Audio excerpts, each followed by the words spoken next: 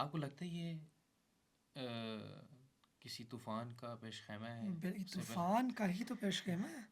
तो कोई यानी बड़ा अपहेवल आने वाला है अब सियासी, Massive. बिलावल वजीर आज़म बनेगा या इस Oh, तरह की that कोई? way.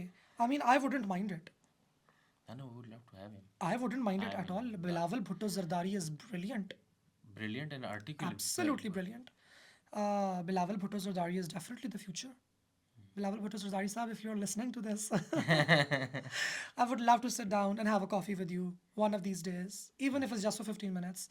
I think Bilawal Bhutto Zardari is brilliant. I do not know. Possibility exists करती है definitely. I think जब एक इतनी narrow government हो, एक इतनी minority government हो हमारे पास एक तरीके से ना, because Pakistan Muslim League Noon is not the biggest political party in the parliament right now, right?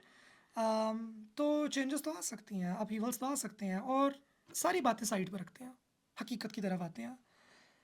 PMLN और पीपल्स पार्टी की बहुत मुश्किल और बहुत दुश्वार दोस्ती है.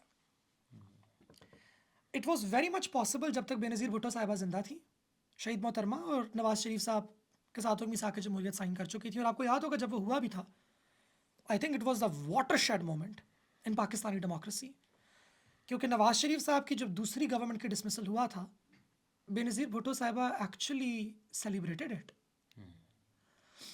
एंड नवाज शरीफ साहब was always complicit in Benazir Bhutto साहिबा का डिसमिसल.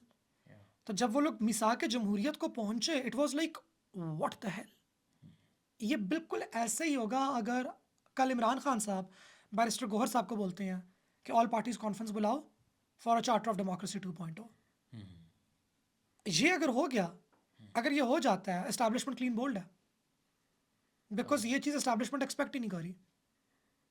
इनफैक्ट वो they specifically want this not to happen. So they are making sure कि उनके जो प्लांट्स हैं पाकिस्तान तहरीक इंसाफ के अंदर, वो इस किस्म का नैरेटिव पुश करते रहे आगे, अग्रेसिव किस्म का, कि लोग इसके ऊपर ना आए. तो पाकिस्तान मुस्लिम लीग नून की और पाकिस्तान पीपल्स पार्टी की एक बहुत डिफ़िकल्ट फ्रेंडशिप है. पाकिस्तान पीपल्स पार्टी भूली नहीं है कि 2008 2013 उनके साथ क्या किया गया.